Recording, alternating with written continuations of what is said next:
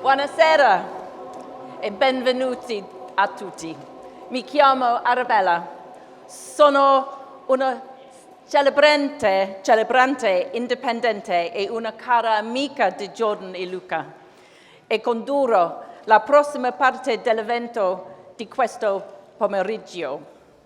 Good evening and welcome everybody. My name is Arabella. I am an independent celebrant and I'm a very good friend of Jordan and Luca's, and I am going to be leading the next part of today's event. It's not every day that a show at Fashion Week ends with the designers producing quite a finale like this one. In fact, I'm going to be presumptuous and assume that none of you will have ever experienced anything like it. So I think you'll be talking about it for a long time. We all know that Jordan and Luca like to challenge the normal, and they've excelled themselves this time.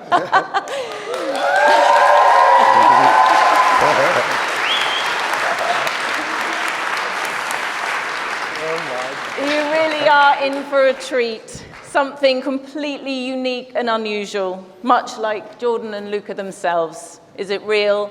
Is it imagined? What is this? Well, I tell you, the show is the wedding and the wedding is the show.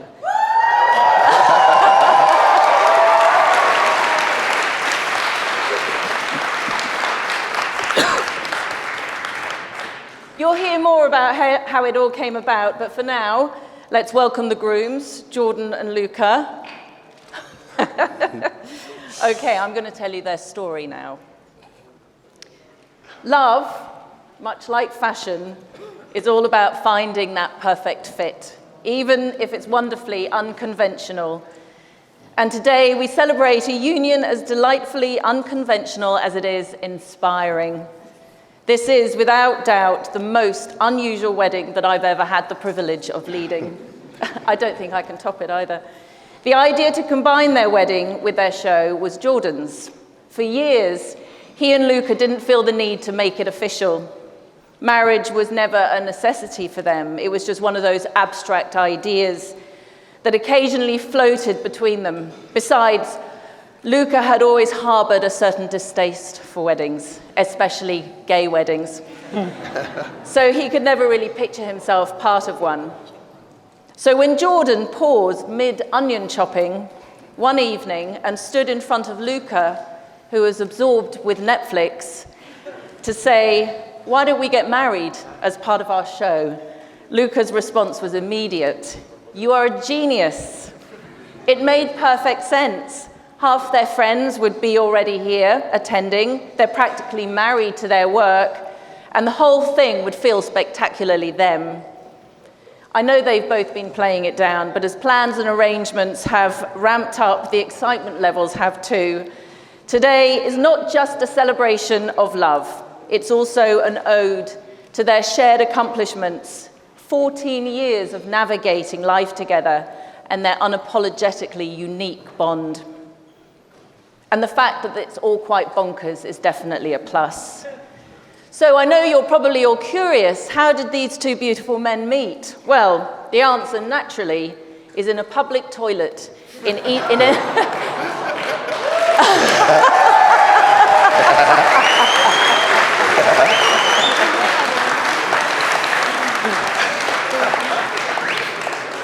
Yes, they did. They met in a public toilet in an East End bar.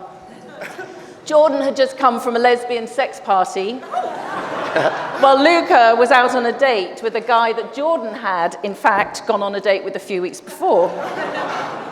When their eyes met, Luca thought, "Who the fuck is that hot guy?" But they couldn't exactly strike up a conversation there, so numbers were exchanged, and a secret rendezvous was planned for later that night.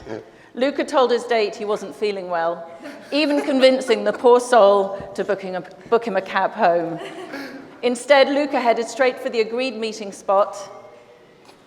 Oh, sorry, I've lost my spot. There we go. A bus stop near Liverpool Street. Jordan and Luca spent the next few hours talking and kissing until the sun rose, with Jordan exerting extreme self-control, managing to refrain from putting his hand up Luca's kilt.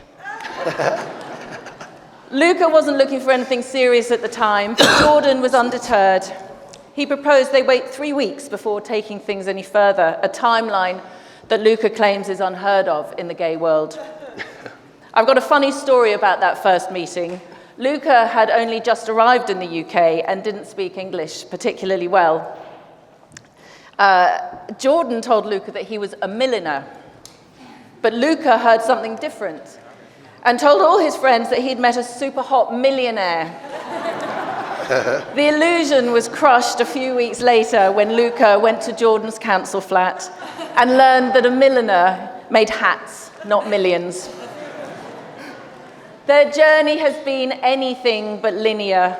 The first attempt at a relationship fell flat. They loved the idea of being a couple, but the connection just wasn't there. Luca told Jordan he was too English, but neither could really properly express themselves, and so they called it off. It was sad, and of course, they only realized what they'd lost when it was gone. 6 months after ending things, Jordan couldn't ignore the pull he still felt towards Luca. Slowly, he worked his way back into Luca's life with platonic coffees, casual hangouts, until one day he sent the text. "Luca, you still make my heart race." It was a bold move, and for what felt like an eternity, there was no reply. Jordan was terrified he'd overstepped, but finally Luca replied, "Same around here." That was the moment they both knew it was real. This is a relationship that's full of paradoxes. Jordan and Luca are different in so many ways, and yet they are perfect for one another. Like many of us, their dreams are not always in sync, but rather than see conflicting ideas as a problem, they are aware that the potential for the future is always changing, so they try and center themselves and live in the present, focusing on the business, enjoying their furry babies, and looking forward to the day when they can move into their dream house in Notting Hill. Luca has some OCD tendencies, but has learned to tether them in certain situations. For example, Jordan is an excellent cook, but he happily preps surrounded by chaos, where Luca needs classical music, precision, and the immaculate use of every fancy kitchen gadget he owns, which I think is quite a few, in fact. Jordan will happily use one fork to prepare everything.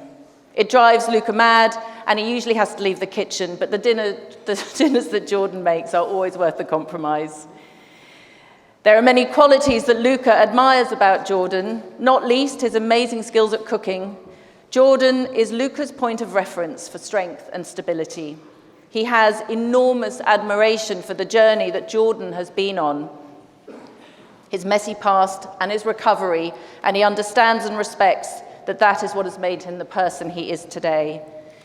He also knows that Jordan will always have the right answer and will never let him down. Jordan has, in many ways, made Luca more British than the British. While Luca has taught Jordan patience and open-mindedness, Luca can't resist teasing Jordan for his constant battle with his fringe, or his habit of telling everyone who calls, "Oh, I was just thinking of you." Jordan, in turn, knows Luca's quirks intimately, like how he'll instinctively pout if he's kissed while he's asleep, but he'll scold Jordan if he tries to kiss him when he's awake. Both have learned that their differences have presented opportunities for growth and acceptance. Luca came from a privileged background, and Jordan has shown him that life can be tough, but that challenges can be sexy as well, and they should embrace and dance with it. When I write these stories for couples, I generally ask them for 3 words that they would use to describe the other, because it really helps me write the story. I couldn't use the words that these 2 gave me. Jordan's 3 words for Luca were stubborn, Tory, sympathizer. And Luca's 3 words for Jordan were annoying, annoying, sexy as fuck. I mean, I may not have been able to write a story about them, but I still had to use the words because I think it says everything about the 2 of them. In the 14 years so far, there have been many incredible memories, the epic holidays involving endless days of nude sunbathing, eating, laughing, and feeling their very best. Thousands of trips to Italy, and happy days in Laguna Beach. The shows, the dogs, even saying goodbye to their beloved beagle, Darwin, was an amazing moment for them, albeit one of the saddest. And the future is waiting, a chance to grow and change and unite. Jordan and Luca are so much more than fashion and having their names woven together in a label. They are a fierce pairing who I know will continue to follow the other, to allow the other to shine. They have found their perfect fit, as unconventional and beautiful as it is. I think we should have a little applause.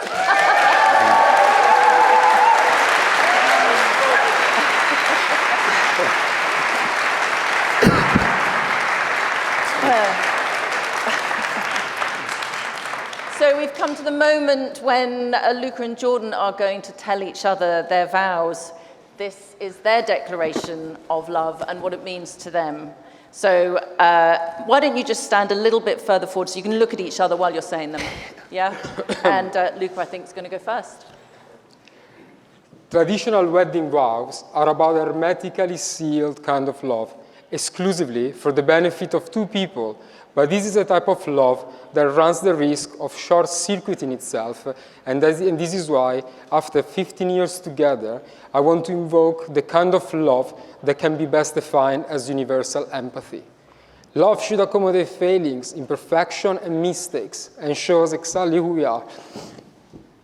And when love meets itself, No, it's good. It's good. It's good. It's good. Okay. What was the trick? Like that. And when love meets itself, by traveling from one person to another and back, rather than being double, it multiplies indefinitely, traveling outwards, positively impacting everything it comes across with. Love is an emotion that has to be expressed in order to become real. Love must be set in motion, and when love makes that crucial journey from noun to verb, everything changes. Its power is unlocked, not just for us, but for everyone. Beautiful, beautiful.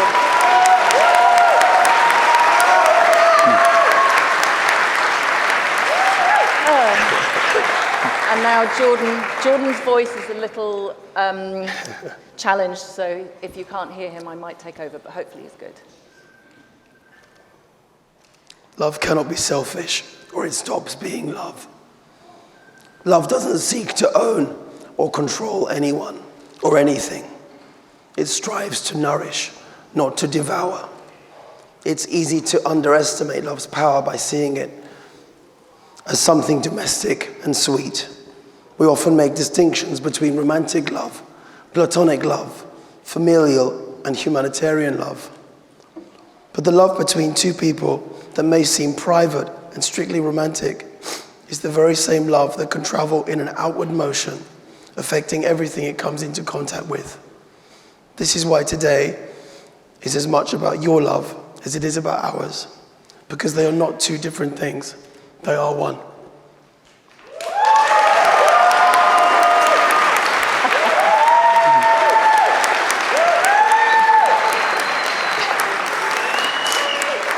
Beautiful, beautiful, beautiful. Well done. I think that was amazing. So now I'm going to ask you, Luca.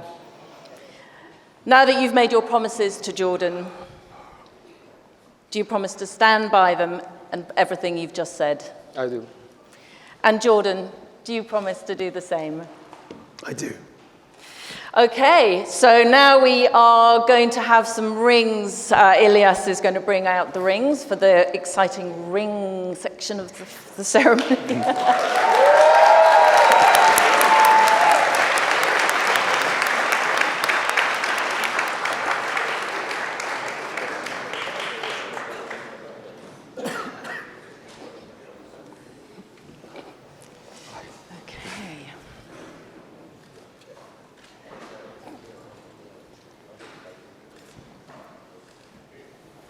Wonderful, thank you, Ilias. Thank you. Okay, oh, they're stuck together. Okay, Jordan, Would you like to put the ring on Luca's finger and repeat these words after me, please? No, turn your hand up the other way, that's it. That's the other hand, actually.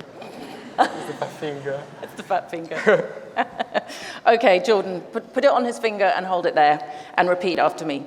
I'm giving you this ring. I'm giving you this ring. As a binding promise. As a binding promise. That I will be by your side. That I will be by your side. Today, tomorrow, and forever. Today, tomorrow, and forever. Luca, pop that onto Jordan's finger, please. And repeat after me. I am giving you this ring. I'm giving you this ring. As a binding promise. As a binding promise. That I will be by your side. That I will be by your side. Today, tomorrow, and forever. Today, tomorrow, and forever. Okay, now Luca, I'm afraid you're going to have to suck up your dislike for kissing because this is the moment I'm going to ask you to kiss Jordan in front of this huge crowd. It's a big one. It's your first as a married couple, so please kiss.